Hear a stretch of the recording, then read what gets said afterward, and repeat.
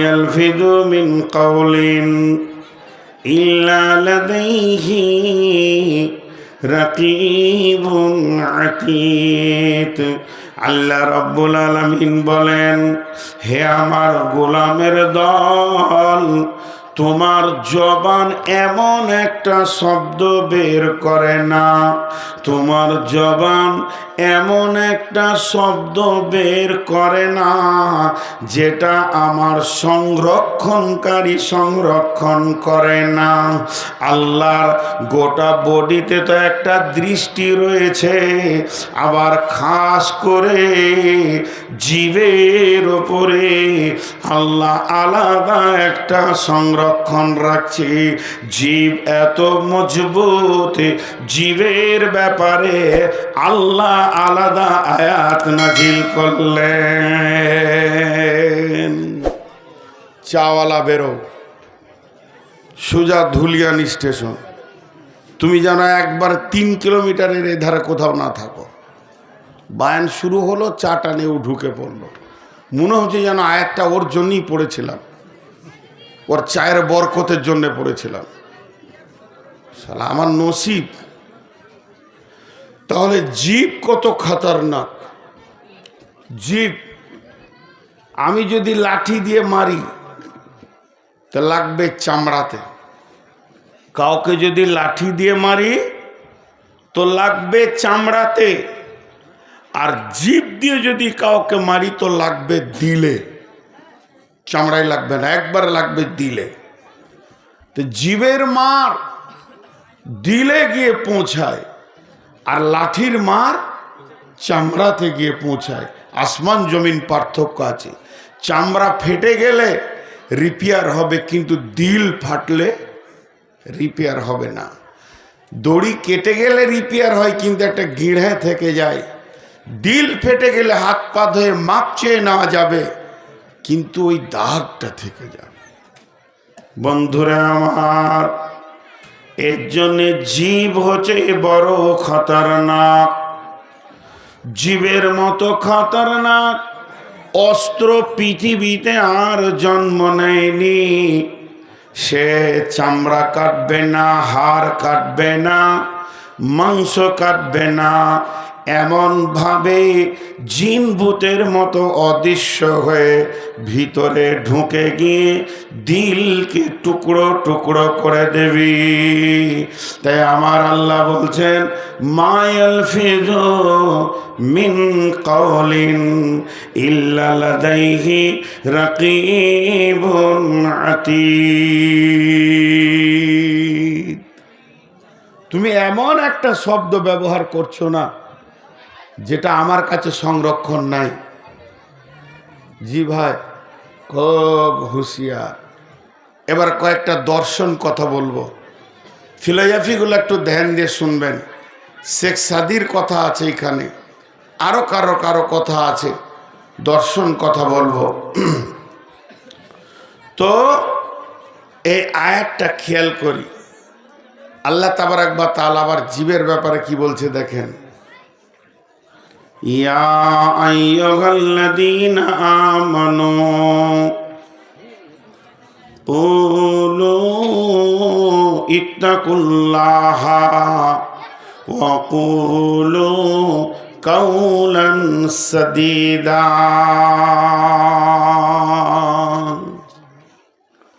হে ঈমানদার, যারা নিজেদেরকে তোমরা ঈমানদার বলে মনে করছো, তোমরা কোলো কথা বলো, কাওলান সাদীদা, নরম মিষ্টি ভদ্র কথা বলো, নরম মিষ্টি ভদ্র কথা বলো, কাউকে কড়া কথা বলবে না। কড়া কথা বলার জন্যে আমি তোমার জিভটাকে নরম বানাইনি। জি, আমি তোমার জিভটাকে নরম বানাইনি। করো কথা, একজন দার্শনিক বলছে তোমার শরীরটাকে টিপো, সব মাংসকে টিপো, গোটা বডিতে যত জায়গা আছে মাংসগুলো টিপো, আর জিভটা টিপো। কি নরম! তোমার আল্লাহ তোমাকে নরম জিভ দিল, আর সেই নরম জিভে তুমি কড়া কথা বলো না, এটা তো তোমার ভদ্রতা হলো না। নরম জিভে নরম নরম কথা হবে। একজন বিখ্যাত চিন্তাবিদ দার্শনিক বলছে, টাকা দিয়ে গোলাম কিনা যায়, টাকা দিয়ে গোলাম কিনা যায়, গোলামের মন কিনা যায় না, কিন্তু জিভ দিয়ে বাদশাকে গোলাম বানানো যায়। জিভ যদি তোমার মিষ্টি মিষ্টি কথা বলে, তাতে কি হয়? বাদশা গোলাম হয়ে যায়।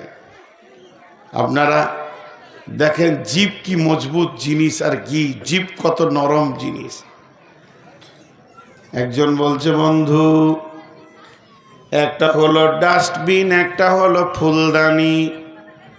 দেখেন দর্শনগুলো, একটা হলো ফুলদানি, একটা হলো ডাস্টবিন। ফুলদানিতে গোলাপ থাকবে, জবা থাকবে, জুঁই থাকবে, গাঁদা থাকবে, কিন্তু ডাস্টবিনে নোংরা থাকবে, কপ থুতু গড় নোংরা জিনিস থাকবে। তুমি একবার ভাবো, তোমার এই 2 ইঞ্চি মুখটা, এটা ফুলদানি না এটা ডাস্টবিন? এটা যদি ফুলদানি হয়, এখান থেকে মিষ্টি কথা হবে, এখান থেকে তেলাওয়াত হবে, জিকির হবে। আর এটা যদি ডাস্টবিন হয়, এখান থেকে খিস্তি বের হবে, গান হবে, গালিগালাজ হবে। এটা যদি ফুলদানি হয়, এখানে মাছ মাংস ঢুকবে। এটা যদি ডাস্টবিন হয়, এখানে গাঁজা, মদ আর গোল গোড়াকু গুটকা ঢুকবে। মুখটা তুমি কি বানাচ্ছ বলো? জি ভাই, মুখটা তুমি কি বানাচ্ছ? আজকে একটু ধৈর্য নেন, মা বোনদেরকেও বলছি, খুব ধৈর্য সহকারে শুনেন। আমি খালি জিভের ওপরে আজকে বক্তব্য রাখবো। আল্লাহ তাবারাক ওয়া তাআলা এই জিভকে মেনশন করে অনেকগুলো আয়াত নাজিল করেছেন। জি, গোটা দেহে যতগুলো পার্টস আছে, সমস্ত পার্টসের সেক্রেটারি হলো জিভ। জিভ সমস্ত পার্টস। না, আর মাইক বাজাতে দেবো না সাইড থেকে, আপনি বলেন যে চেয়ারগুলো ওগুলো বলে দিয়েছি তো আমি। না না, ও চেয়ারগুলো যেগুলো আসছে সেগুলো এদিকে নিয়ে আসতে বলেন না, রাস্তার তো ওরা দেখবে আর নিয়ে যাবে, মাঝে ডিস্টার্ব করিয়ে না। আমি একবার ক্ষমা চাইছি, কারণ আমার মাথা কেটে যাবে, আমি লাইন কেটে যাবে। এদিকে আসবে, ওদিকে আসবে, দেখবে কোথাও ফাঁকা আছে দিয়ে দেবে। চেয়ার যে দিক থেকেই আনছো আনো, তাকিয়ে দেখো লোক কোন দিকে দাঁড়িয়ে আছে, সেই দিকে চেয়ার পৌঁছাও। বিশেষ করে পশ্চিম দিকে লোক বেশি দাঁড়িয়ে আছে, ওদিকে পৌঁছাও। আল্লাহর রাস্তা আমাকে মাঝে ডিস্টার্ব করিয়েন না। কি বলছিলাম ভুলে গেলাম, খুব কষ্ট। আচ্ছা, আপনার মতো প্লেয়ার পশ্চিমবঙ্গে কেউ আছে? আমার সব থেকে প্রিয় মাইকম্যান উনি। উনি জানেন আমি ওকে কত ভালোবাসি। পশ্চিমবঙ্গে কোনো বাপ নাই যে ওর কাছে মাইক বাজিয়ে দেবে। আর আজকে কেন এরকম করেছে? আমাকে জ্বালাবা লেগে? পেছনে কই দেন নাই তো, একটা বক্স দেন নাই? না, ফিডব্যাক পেয়েছি না, একটু পাচ্ছি না। আমার বিশ্বাসই হচ্ছে না যে মাইক আপনি টেনেছেন। পশ্চিমবঙ্গে কারো জন্ম নেই যে এর মতো মাইক টেনে দেয়, এত বড় প্লেয়ার। তো জীব, এই চেয়ার ওইদিকে নিয়ে যাও, পশ্চিম দিকে নিয়ে যাও, চেয়ার যাও। আর এত ছোট ছেলে ভলেন্টিয়ার হয়েছে, ওরা বারবার এসে ডিস্টার্ব করেছে। যাও সোনামানিক, ওইদিকে তো। আল্লাহ তোমাদের ভালো করুক। তো জীব হলো বড় খতরনাক। সকলে একবার পরিবেশটা ঠিক করার জন্য বলি, সুবহানাল্লাহ, আলহামদুলিল্লাহ, ওয়ালা ইলাহা ইল্লাল্লাহু, আল্লাহু আকবার। জোরে নারে তাকবীর। আচ্ছা, আগের ওয়াজগুলো কেন এত জোর হলো না? খালি এইটাই জানে, আর বাকিগুলো জানে না। আচ্ছা, যাই হোক, একটা বিষয়ের উপরে ধরেছি। তো জীব হলো বড় খতরনাক। জীব দিয়ে অনেক কিছু হয়ে যায়, লাস্ট চলে যায় পৃথিবীর লাস্ট প্রান্তে। এখন তো 2023 সাল, আর মাত্র কদিন আছে, 4-5 দিন আছে 23 সাল শেষ হতে। একদম মুমূর্ষু অবস্থায় পৌঁছে গেছে সালটা, 24 ঢুকবে। তো আমি দুনিয়া ধ্বংস করে দিলাম, দুনিয়া নাই, চলেন কবর, কবর শেষ নাই, কিয়ামত, কিয়ামত শেষ, চলেন ওটা পার করে চলে যাই জাহান্নাম, আল্লাহ আমাদেরকে মাফ করুন, আল্লাহুম্মা আমিন, ওখানে যাব না, জান্নাতে চলে যাই। তারপরে তার জগৎ নাই, ওখানেই যে জীব কি কাজে লাগবে? জীব ওই পর্যন্ত পৌঁছিয়েছে। 2-3টি এমন আমল আছে যা মরার পরেও আমল হয়ে যায়। দেখেন, 2-3টি এমন আমল আছে যে একটা মানুষ মরে গেল তার আমল করা যায়। 1 নম্বর হলো হজ। আব্বা মারা গেছে, হজ করতে পারেনি, আপনি কাউকে টাকা দিয়ে বদল হজ করালেন। তেমনি হজ যেমন হয়, তারই কিয়াসের ওপরে বদল উমরাও করা যায়। তাহলে 2টা আমল হলো। 3 নম্বর, মারা গেছে, মা মারা গেছে, সে আর করতে পারবে না, সন্তান তার জন্যে দান করবে, মসজিদ মাদ্রাসা করবে, এগুলি কবরে গিয়ে পৌঁছাবে, ভালো সন্তানের আপনার দোয়া পৌঁছাবে, এবং সে সাদকা জারিয়া যা করেছে পৌঁছাবে। এইভাবে বেশ কিছু আমল আছে। এই আমলের ভিতরে মেয়েদের পর্দাটা কত ফরজ, মেয়েদের পর্দাটা কত ফরজ, মেয়েদের পর্দাটা কত ফরজ। মেয়েটা মারা গেছে, আর তো আমলের প্রয়োজন নাই। বলেন না, ওর জোহরের আজান হচ্ছে, ওকে আর নামাজ পড়তে হবে না, লাশ পড়ে আছে, বেলা 10টা-11টায় মরেছে, জোহরের আজান হচ্ছে, ওর জন্যে আর নামাজের হাজিরি হবে না, আসরের নামাজে হাজিরি হবে না, 5টার সময় দাফন হবে, 2টা ওয়াক্ত পেরিয়ে গেল, বিছানায় শুয়ে মরে গেছে, আর আমলের দরকার নাই। কিন্তু একটা আমল কবর পর্যন্ত যাবে। ওই মৃত মেয়েকে ওদেরকে দেখানো যাবে না যাদের সঙ্গে ওর পর্দা। কবরে ঢুকানো পর্যন্ত পর্দাওয়ালাকে দেখানো যাবে না। দেখেন কত দূর গিয়ে পৌঁছালো। তো জীব প্রথম 2.5 বছর খুলছে না, খালি তোতলা তোতলা করছে। এই জীব যে খুলে গেল, আজরাইল এসে বন্ধ করবে। তো এই জীবের রিয়াকশন কত দূর গিয়েছে জানেন? আপনি ভাবছেন যে আঙুলের মাথাতে ক্যান্সার হয়েছে, ডাক্তার যখন এক্সরে করে দেখছে তা বলছে পাঁজরে হাড় পর্যন্ত আর পোকা পৌঁছে গেছে, হাত কাটলেও বাঁচানো যাবে না। তো এই জীবের রিয়াকশন কত দূর গিয়েছে জানেন? জান্নাত পর্যন্ত। শুনেলেন কেমন? জান্নাত পর্যন্ত। আল্লাহ বলছেন, লা তাসমাউ ফিহা লাগওয়ান ওয়ালা কিযাবা, লা তাসমাউ ফিহা লাগিয়া। লাও, তোমরা জান্নাতে অতিরিক্ত কথা শুনতে পাবে না, জান্নাতে গালিগালাজ শুনতে পাবে না, জান্নাত এমন একটি নিয়ামত, সেখানেও জীব কন্ট্রোল থাকবে। একদম কন্ট্রোল ওলাই জান্নাতে যাবে। যার জীব পৃথিবীতে বেকন্ট্রোল হয়ে গেছে, ওই লোকটার ব্যাপারে বলা হচ্ছে জান্নাত যাওয়া বড় কঠিন হয়ে যাবে। জি ভাই, একজন বিরাট বড় ইসলামী চিন্তাবিদ, এটা হাদিস কোরআন লয় যেটা এখন বলছি, একটা বড় মুফাসসিরের চিন্তা চেতনা বলছি।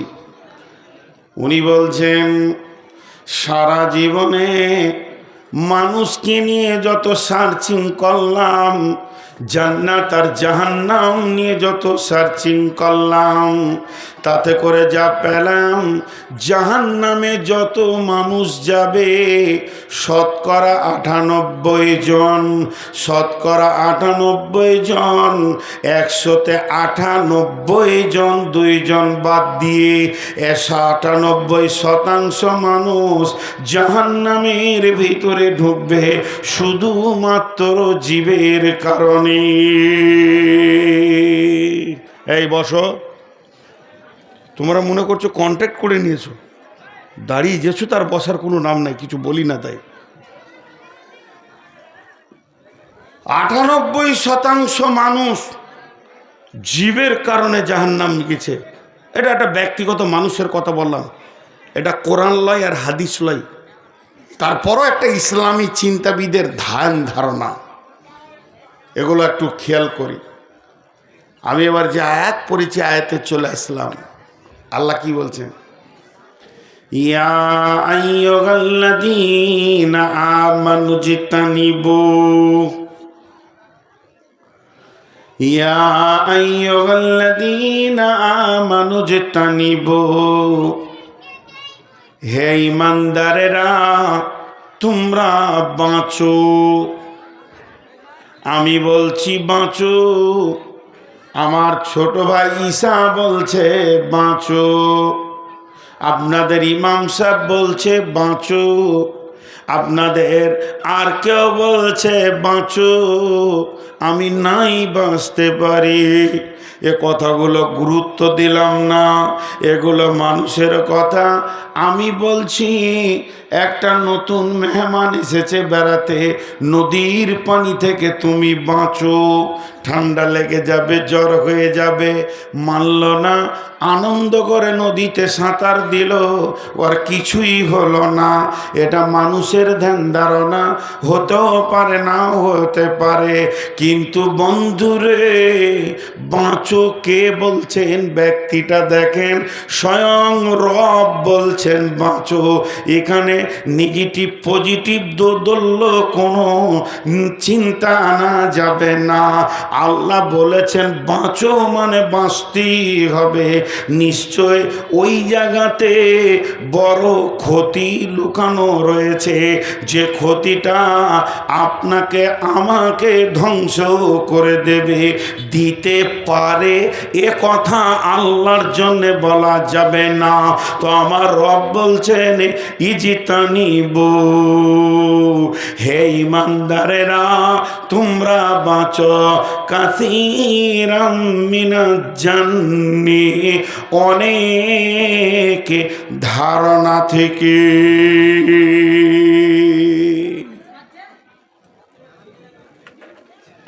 ধারণা মানে অনুমান, ধারণা মানে অনুমান। জি, ধারণা মানে অনুমান। বহু ধারণা আছে খারাপ।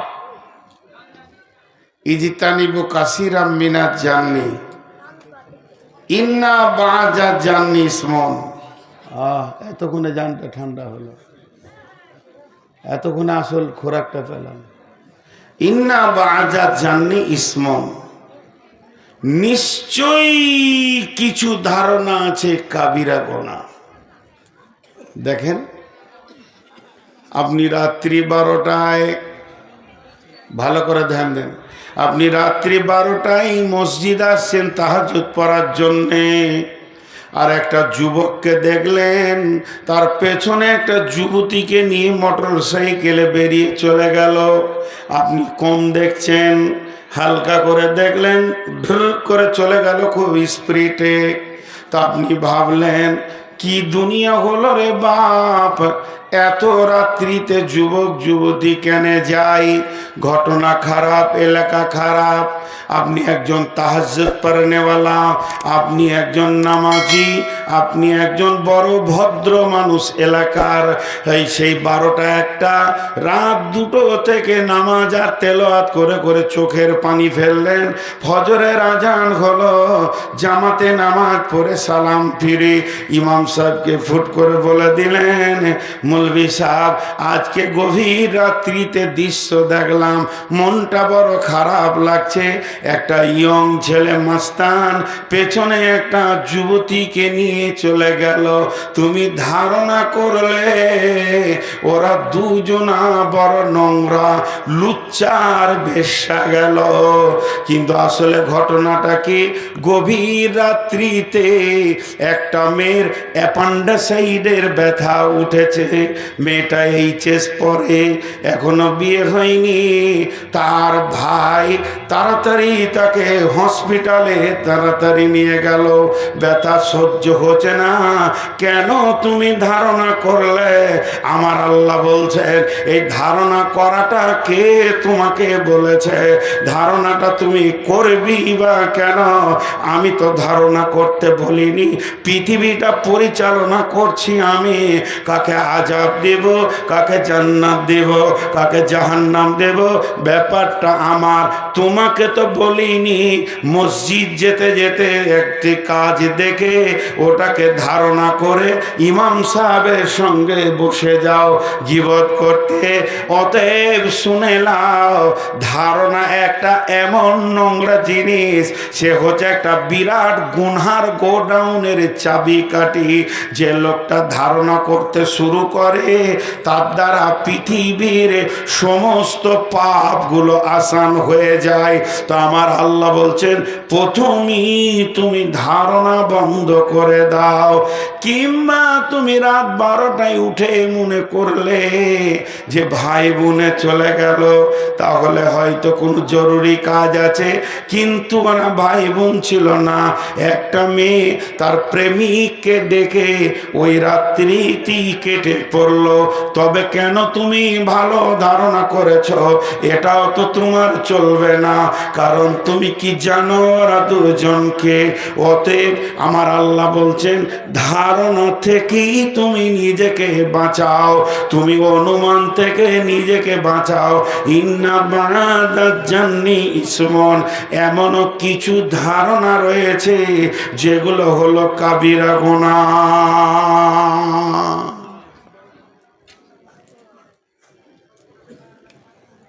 বুঝতে পারছেন? এত বড় লোক হ্যাঁ না বললেন না। আমি যেটা বলতে চাইছি বুঝতে পারছেন? মানে প্রথমবারে পারছে না, আরেকবার শুধুছি তখন পারছে। কোন ধরনের কারবার? তো অনুমানটা হচ্ছে পৃথিবীর নোংরা জিনিস। অনুমান। সামনে রমজান মাস আসছে, রোজা রাখবো ইনশাআল্লাহ। জোরে বলি ইনশাআল্লাহ। রোজার পরে নামাজ ছাড়বো ইনশাআল্লাহ।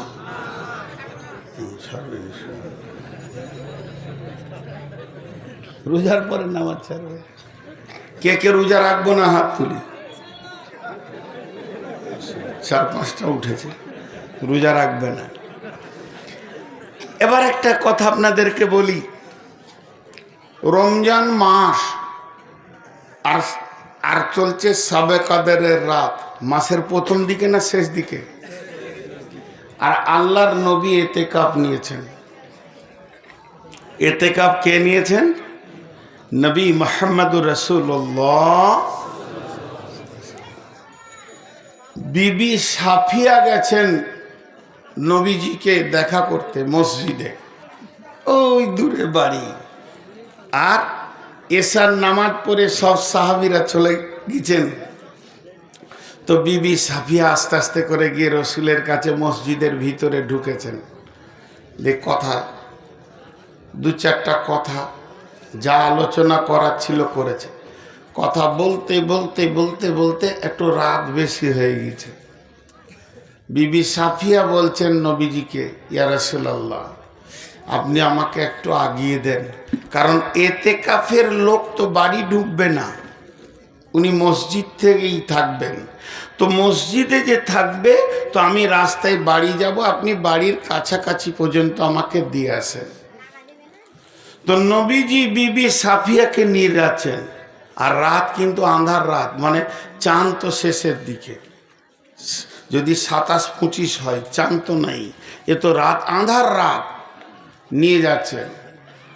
এবার মসজিদ থেকে দক্ষিণ মুখে, কথার কথা বোঝানোর জন্য বলছি, হাদিসে দক্ষিণ আসেনি, এই মুখে যাচ্ছেন আল্লাহ রসুল আর বিবি সাফিয়া, দুজনের সম্পর্কে স্বামী স্ত্রী। আর এই দিক থেকে একটা সাহাবী হেঁটে চলে গেলেন, এই পাশ দিয়ে আঁধারে। নবীজি ওনার বিবিকে বলছে, সাফিয়া দাঁড়াও।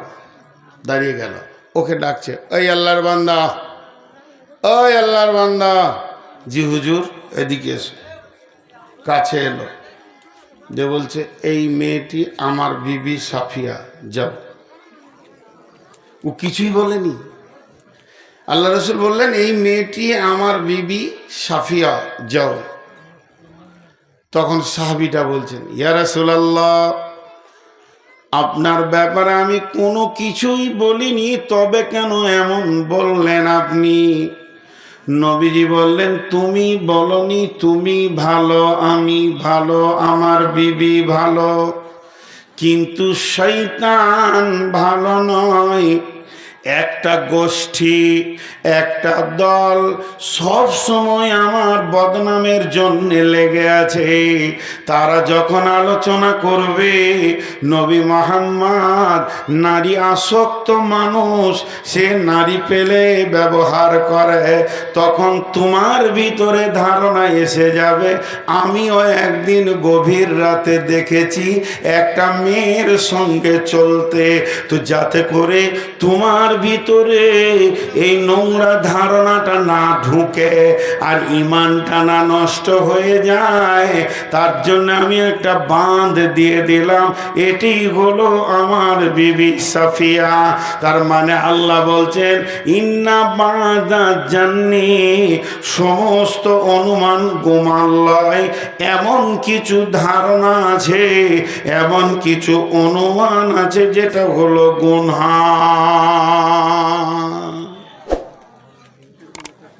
কিছু অনুমান আবার গুনহালয়, ধারণা গুনহালয়। সেটা কেমন? এদিকে তাকান, 1 কেজি হতে পারে অনুমান, 1 কেজি না, না 1 কেজি 250 হবে, এটা গুণা হবে? কোনো একটা মাল কেউ নিয়ে যাচ্ছে, কিরে মাছটা কত দাম দিল? 500 টাকা। তো কত ওজন? আমার মনে হচ্ছে 1.5 কেজি হবে। না, এটা আইডিয়া। এই ধারণাগুলো গুনহা নয়। এই রাস্তাটা 5 ফুটের না 7 ফুট হবে, মেপে দেখলাম, ক্লিয়ার হয়ে গেল। তো ইন্না বাদাত জাননি, চারিত্রিকভাবে যে ধারণাগুলো করা হয় সেগুলো হচ্ছে গুনহা। ইন্না বাদাত জাননি ইসমন, কিছু ধারণা আছে গুনাহ।